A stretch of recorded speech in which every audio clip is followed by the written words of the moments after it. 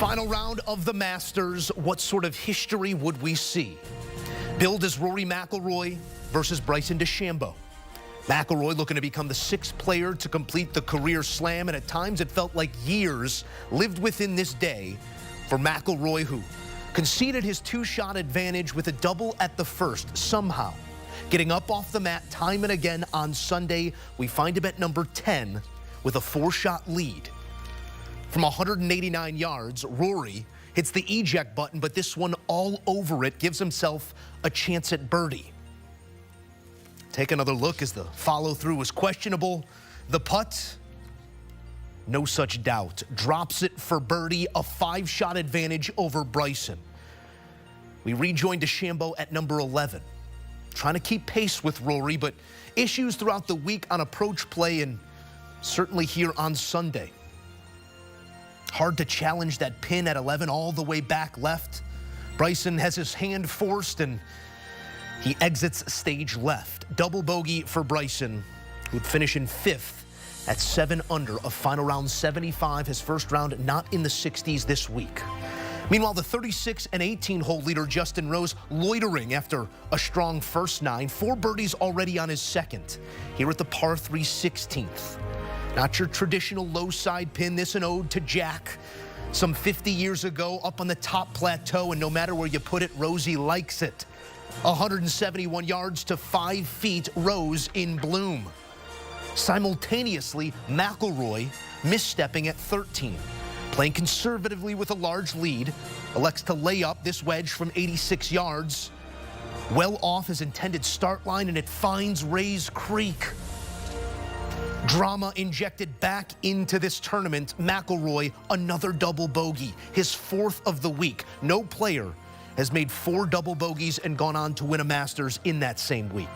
Back to Rose at 16, the birdie, yes. Now a share of the lead, we're tied at 11 under. Ludwig Åberg, not to be ignored on this Masters Sunday, your runner-up a year ago, trying to stay in the mix as well as McIlroy comes back to the pack. Ludwig one deeper, just 1 shot back at 10 under. McIlroy, more trouble at the par 4 14th. Compounding issues the way he started the day, but would this be the end? Trying to save par. It hangs on the lip. McIlroy goes double bogey, bogey. He cannot believe it, nor could we, frankly. Now Rose, a huge par look of his own at the par 4 17th. An up and down second 9 for Rosie. The moment only growing, and he misses on the left side. A bogey there to drop to 10 under, only 1 par on his second 9 Sunday. Now a 3-way tie atop the leaderboard. McIlroy, Rose, and Åberg. Back to Mac, par 5 15th, where he offered that thing of beauty on Saturday, again walking after it on Sunday, and why not? McIlroy on in 2, good, and getting better. To 6 feet, Rory, yet another bounce back off the mat. Could the Mac man deliver? From 6 feet for eagle. Could catapult 2 clear, and another wandering stroke. A tap-in birdie, a solo lead at 11 under, but maybe an opportunity squandered there. Meantime, Rose with 1 hole to play on the 72nd green. Again, Rosie offering 1 more roar of his own with pace, applies pressure, enters the clubhouse with a share of the lead at 11 under. Rory still 2 to play and the task clear. Must play them in 1 under for the career Grand Slam. He loves this one as well, and so he should. Second shot into 17, beneath the hole, 2 feet. Gutsy stuff from Rory. The birdie putt, and again, a solo lead to 12 under. Rose on the practice facility trying to stay loose in case of a potential playoff. McIlroy just a par at the last, and it's yours. His approach into the last.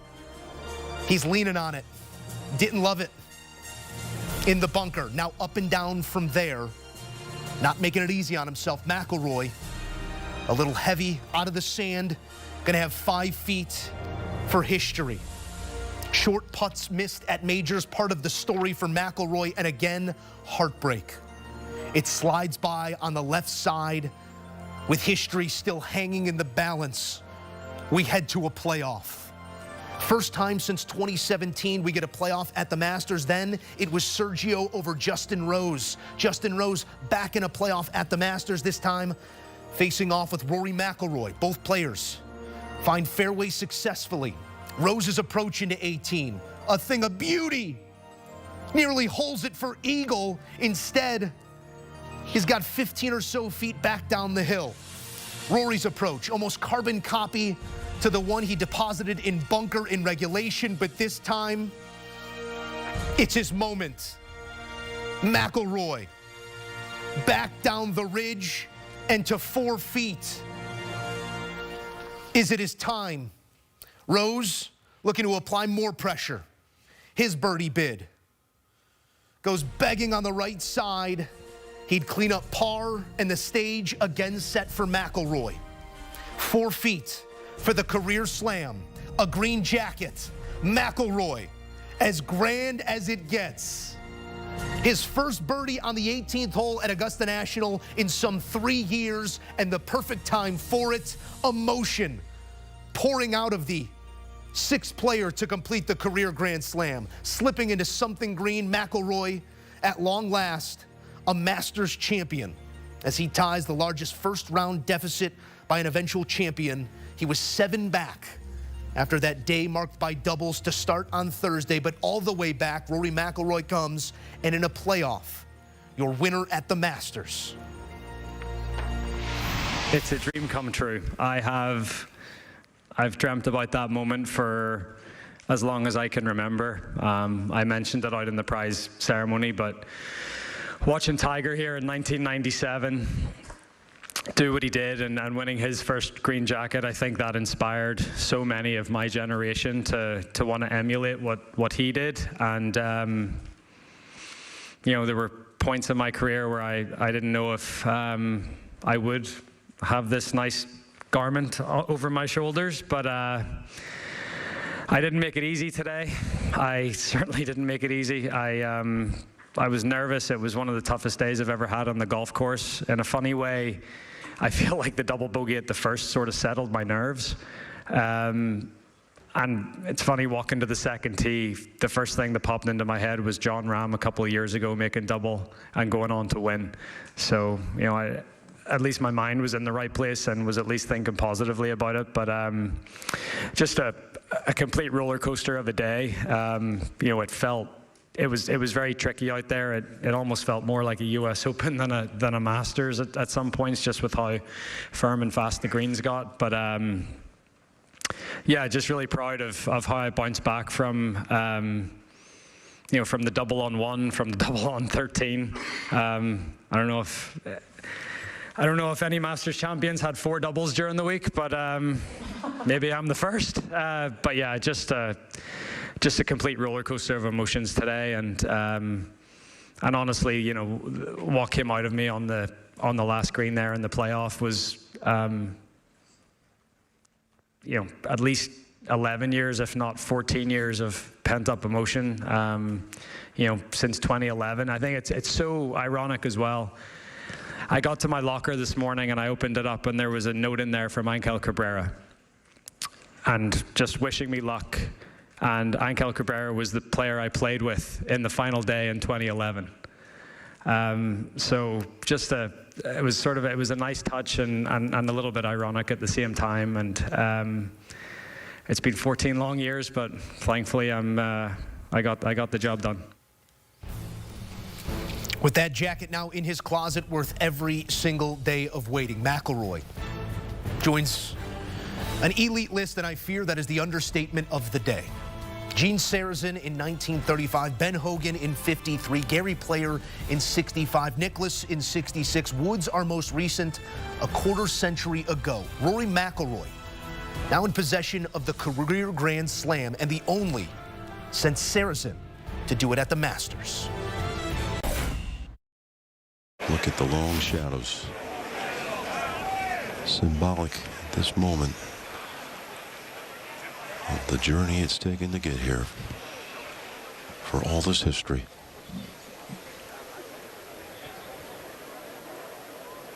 The long journey is over. McIlroy has his Masters masterpiece.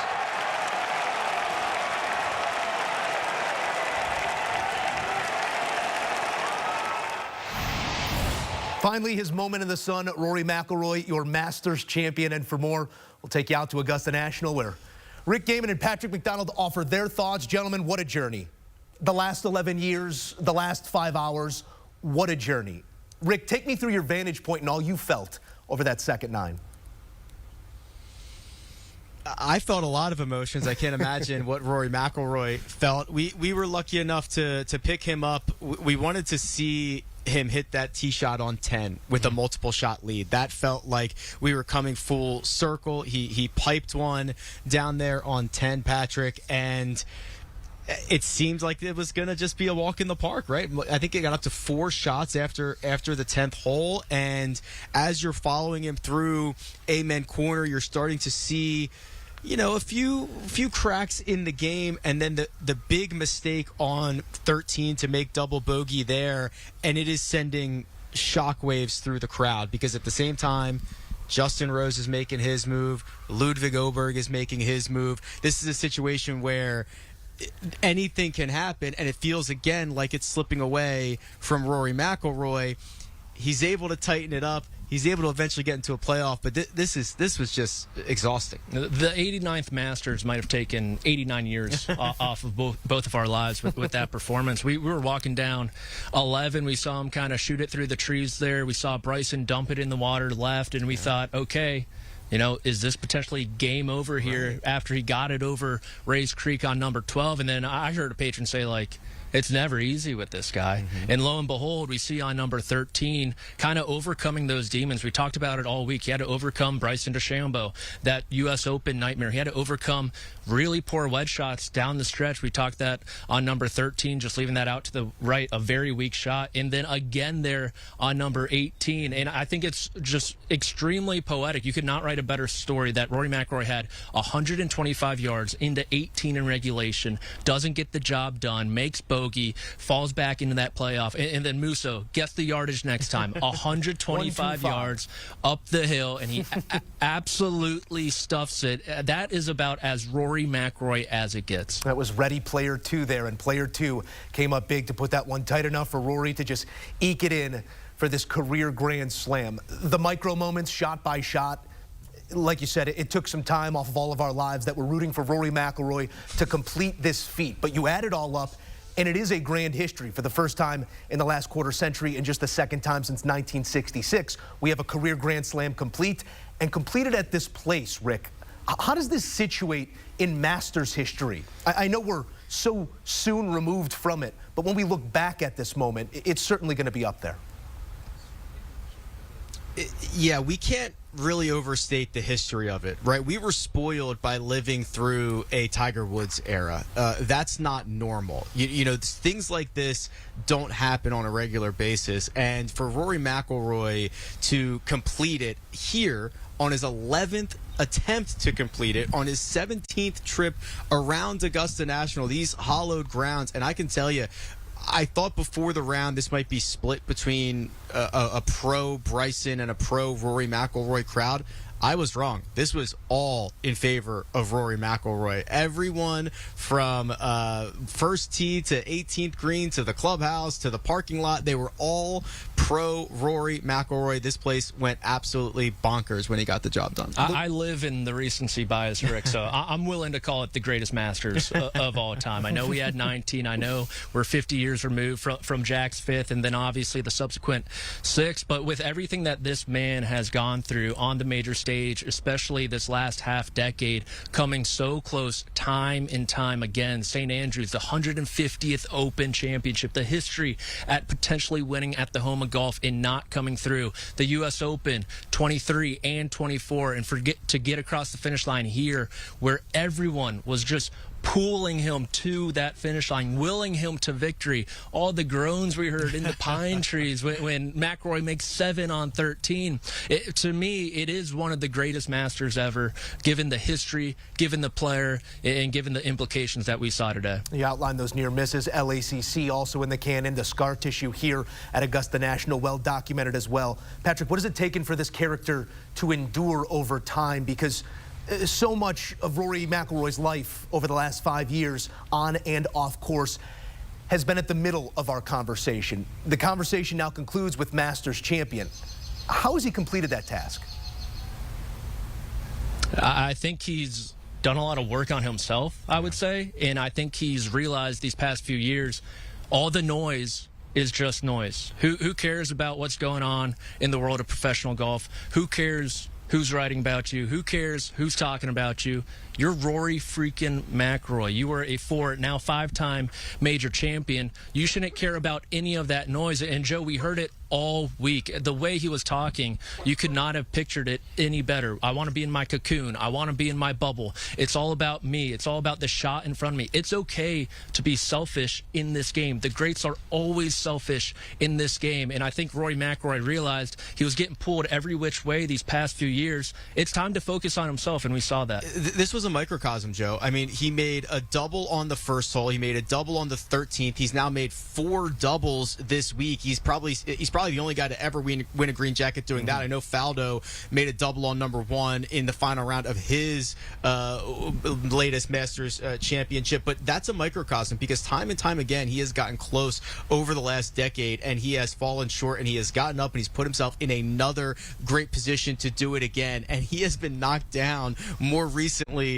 than he would have liked, but every single time he has gotten up, and now I cannot even imagine the amount of relief. We saw it. I mean, him crumbling to the ground on the 18th green and immediately into tears. He's going to feel 300 pounds lighter tomorrow morning with the weight that's just been lifted off his shoulders. The weight of that garment put on his shoulders and the weight of the world coming off of it simultaneously. We're going to take you inside Butler Cabin here for a look at Rory McIlroy now adorned in green as the moment has come. Scottie Scheffler, last year's champion and forever a champion, putting that long-awaited jacket on Rory McIlroy's shoulders. Another exhale there from Roars. Gentlemen, I know you want to take that moment in real time, but you allude to it there, Rick. It is a freedom, in a sense, for Rory McIlroy to exhale. And when I look at the upcoming major venues, those all have his name on them in some way or another as well. How does this free up McIlroy for the rest of this season and beyond? That was the first time we saw that. That was cool to see. You know, we've talked about this. We've dreamt about this, right? You know, the idea that Rory McIlroy, if he was ever going to, get over this inability to complete the career Grand Slam and get that freedom back, how would that allow him to perform in future major championships? Well, now there's nothing to say about Rory McIlroy, right? You can't say it's been 11 years. You can't say, well, he's never won the Masters. You can't say, well, he can't complete the career Grand Slam. You can't say, well, Brooks has got him. You can't say anything anymore. And the lack of criticism that he is going to have going to Quail Hollow, a place that he absolutely destroys, going to Oakmont, a place that should set up very well for him, and going back to Portrush for the Open Championship, I'm not going to get out over my skis here. I promise I'm not. I'm not going to give him this. Yeah, okay, maybe he wins the Slam this year as well. Yeah, we're talking career slam, season slam. I think it really just washes away all that scar tissue, doesn't it? Thinking about how close he's gotten time and again, and all of that is vanished. It's gone. It's washed over. And this Masters Championship really serves as a multiplier. You were mentioning it, Rick. It's no longer but, it's and. Right. He's a career Grand Slam winner and all those FedEx Cups. He's a 5-time major winner and all those PGA Tour wins, all the race to Dubai. And so he no longer has to carry that weight around anymore. And with Rory McIlroy, as good as he's playing, it's almost like Steph. It's almost like Tom Brady winning those Super Bowls late. It seems like he's better now than ever. Yes. Certainly feels like the sport runs through Rory McIlroy, and this confirms it at the Masters as he completes the career slam. Rick Gehman, Patrick McDonald, what a day, fellas. Thank you for your insight. Quite a season he's putting together here as we are halfway through April.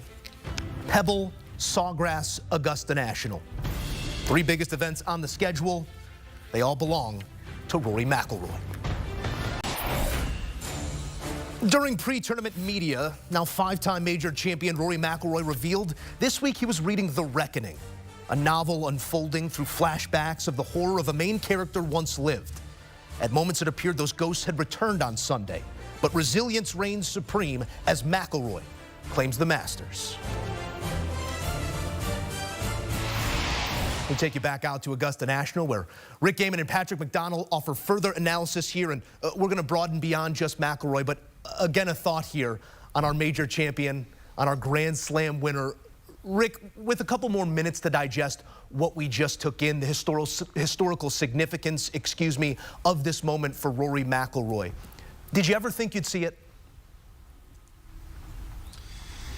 No, Joe, I really don't think I did, and I still couldn't really believe it as it was happening. I'm still not sure it has sunk in yet. I think when I see more images of Rory in the green jacket and hearing what he has to say afterwards, I think that will really help. But this was getting away from him. And I think the word of the week is resilient. We've heard that a bunch already, and I think it's just the perfect way to describe him. You know, it is difficult to overstate how much the air was sucked out of Augusta National when Rory McIlroy made a pretty ugly double bogey on the first hole. I mean, he played his first 2 holes around this place in 11 strokes.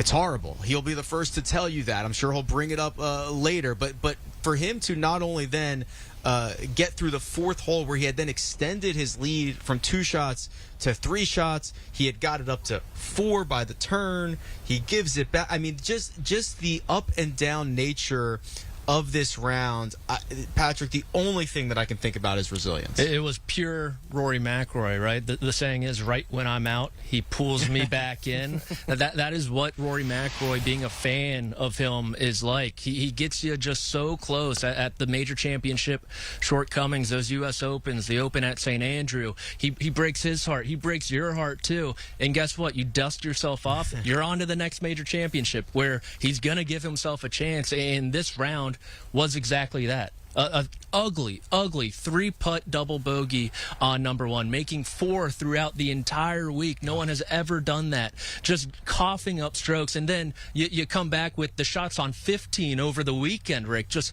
unbelievable mid-irons, lasered to pin high, kicked in that birdie today, wasn't able to cash in the eagle, but it was vintage Rory McIlroy from a holistic standpoint, right? He's not normally this up and down from round to round within a round, but throughout his career, the way he makes you feel is just like that, and it's really a picture-perfect ending. Yeah, bookend doubles on Thursday and on Sunday. It sounds like an extended buddies trip, not the Masters, but that is the case for Rory McIlroy, who, as you said, does become the first to do so. Craig Stadler had made 3 in his eventual win, but never before had we seen 4.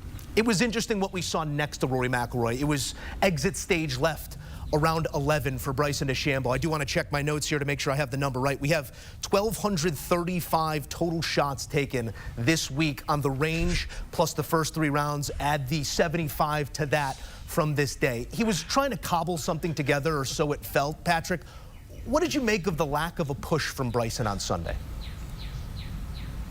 I was disappointed, especially when you think about the beginning, Rick, right? I mean, this guy had the lead after the first 2 holes, and then it just completely got away with him with how he played number 3. And you think about that stretch 3 through 5 throughout Bryson DeChambeau's career, you think it's one where he could take advantage of his length, driving it up there close to 3, the long par 3 4th, the long par 4 5th. And he entered this week, Rick, 22 over for his career at the Masters in that stretch. And we saw Rory really settle in during that run with that touchy chip shot on 3 to really settle the nerves, applied a lot of pressure on Bryson on the next hole as well. And then we saw there on 11, I think he tried to push. He was in the middle of the fairway. He saw Rory McIlroy in trouble off the green to the right. He said, okay, this is my time. And we all know when you try to push on 11, it pushes back. For the 2nd straight year, it has done that. So obviously a disappointing final round for Bryson DeChambeau, but I think one that he'll come back to and learn a lot from. Yeah, Joe, you mentioned the 1,200 plus shots he hit this week. We don't know if he's up there right now. He might be adding to them as we speak, but I do think it is interesting. I thought Patrick nailed the assessment there in terms of trying to make up ground in a spot of the golf course that you can't make up. I mean, he could feel it. He could feel that the championship was slipping away from him, and he tried to hit a hero shot, and I commend him for that. I think that he cares nothing about second place, and he only cares about the top prize and putting on a green jacket, and he went for it, and it did not work out. We've seen it countless times at the Masters, and we are going to see it countless more over the next 10 or 15 years. The other thing that I consider it kind of eventually caught up with him is that lack of distance control between that 150 and that 200-yard mark. He struggled with it. We saw him grinding on it all week. Just couldn't get that number dialed in, and just the little mistakes, being on the wrong side of things, they add up so quickly here. So a disappointing Sunday for Bryson, especially after taking the lead early, but he has really found a way to play unbelievable major championship golf. Yeah, no matter who you are, free golf balls are free golf balls. Bryson DeChambeau injecting himself into the conversation throughout the week, but he was not our antagonist at the end. Instead, that was Justin Rose, the unlikely 18 and 36 hole leader, offers a jolt at the 72nd hole to eventually force this playoff, but the last two playoffs at Augusta National, he's been on the wrong side of.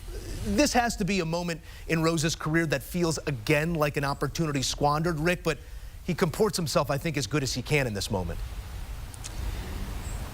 For sure, Joe. And Rosie will not get the proper due for this week because every story will be about Rory McIlroy moving forward. Rosie will probably not get enough due for how well he's played at Augusta National in his career. You mentioned it. He's been in each of the last two playoffs. He has all of those leads after rounds. He's got more rounds than anybody leading after without having a green jacket. And what he has really done in the last year or two is he's leaned into some of the better parts of his game. You know, he is in terms of golfers' primes, you know, he's on the wrong side of 40 certainly, but he is able to play his best golf. And Patrick, we talked about it before the week.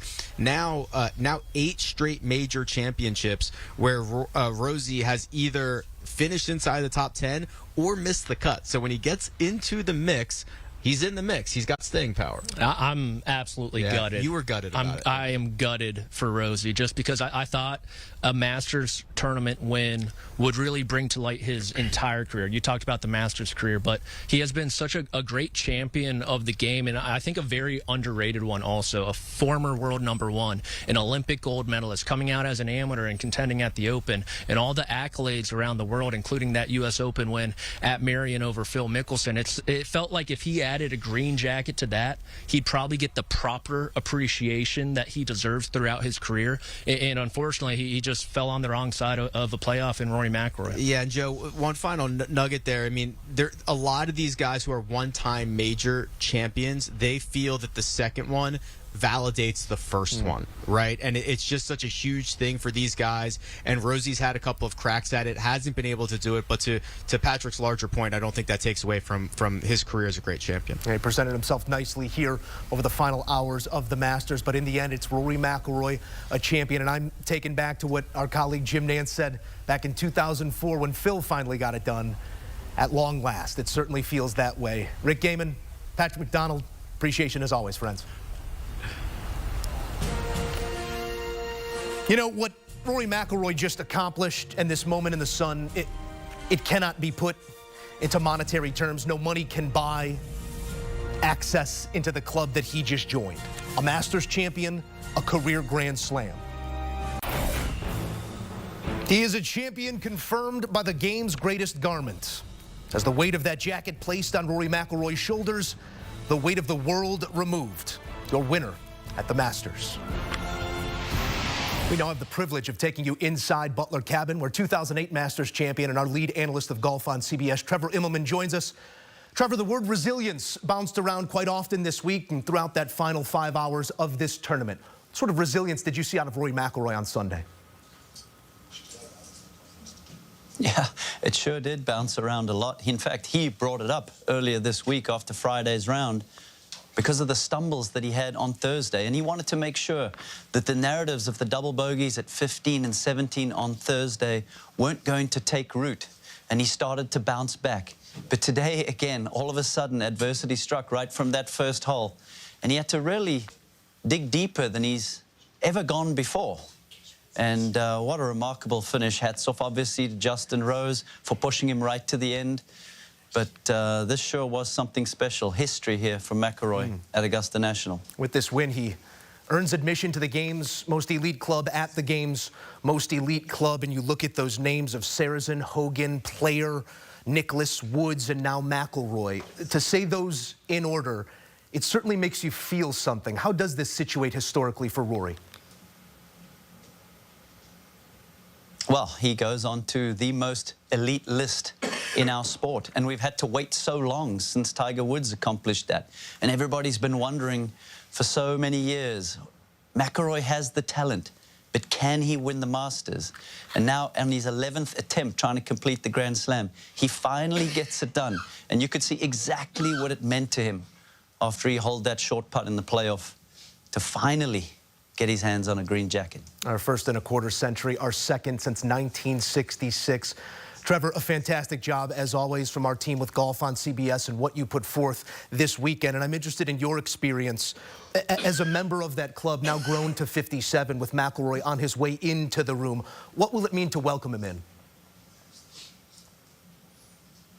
Well, look, we've all known for so long that he has the ability to do it. He's come so close here so many times.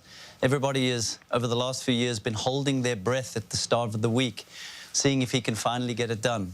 And now we get to welcome him with open arms. And he sure is a worthy champion. Trevor, I do imagine you have a hand to go shake. So with that, I say thank you. Another fantastic week, my friend. Just an incredible week. Thanks, Moose.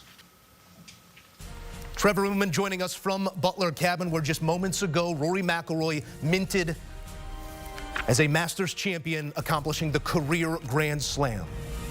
In terms of major champions, since the turn of the millennium, McIlroy now on equal footing with Brooks Koepka, his 2 PGAs, his 2 U.S. Opens. McIlroy now checking all 4 boxes. A champion as grand as they come. There are certain Sundays we will never forget.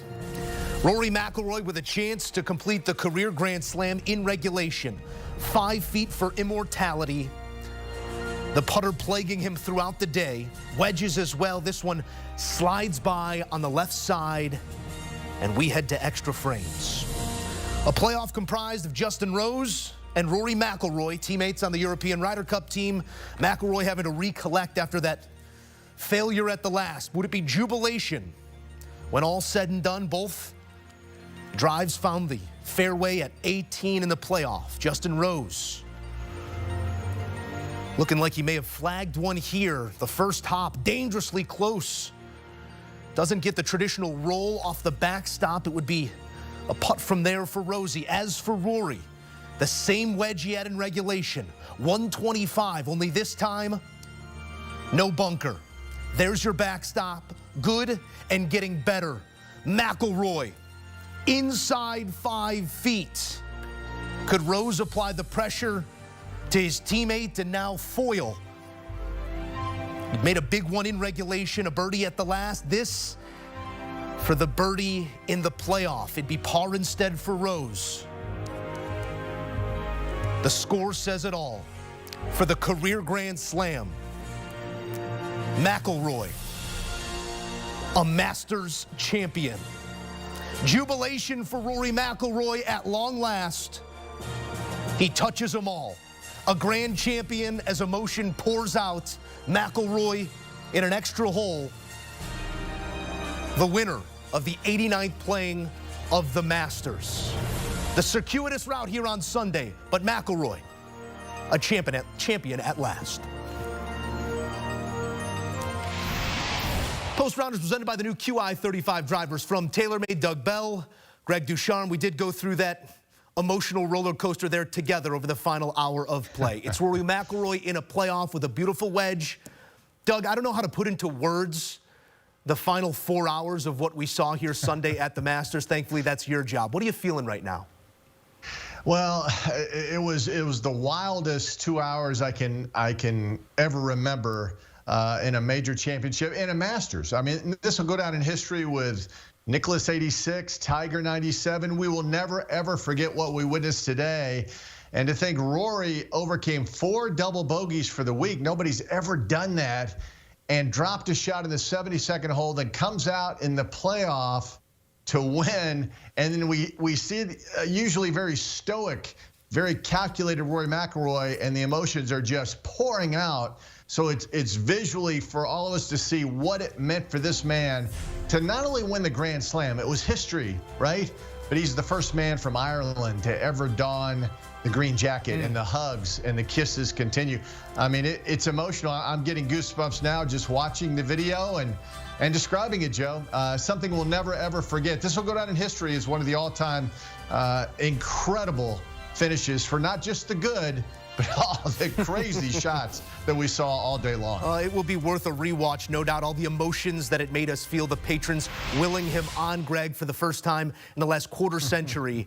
A Grand Slam completed, just the second time since '66. The history in this moment, it's dripping with it. What do you walk away feeling?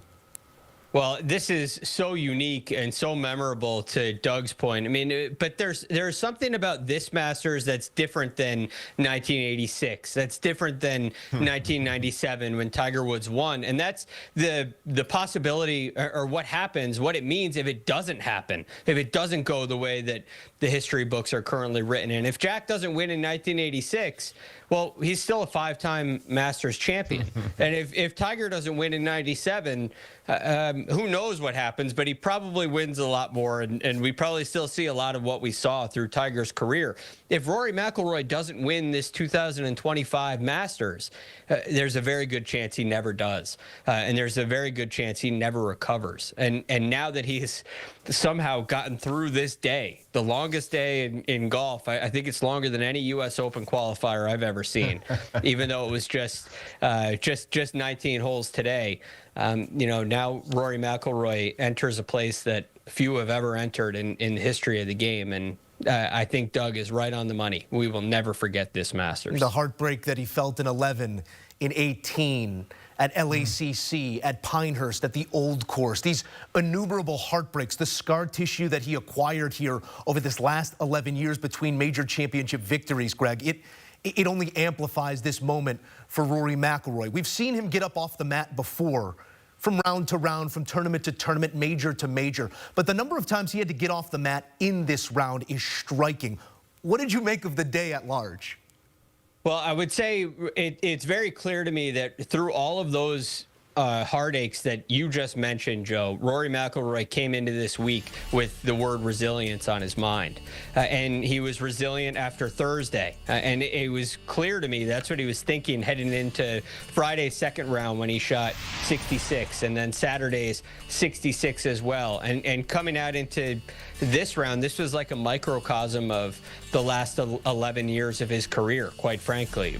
Brilliant moments, and FedEx Cups, and Players' Championships, and everything you could ever ask for except major championships. And in all of these iterations, whether the putts weren't falling at St. Andrews, a mistake at 14 at LACC, last year at Pinehurst, the putts do fall. He avoids the mistakes until number 16, and then mistakes at 16 and 18 cost him the chance.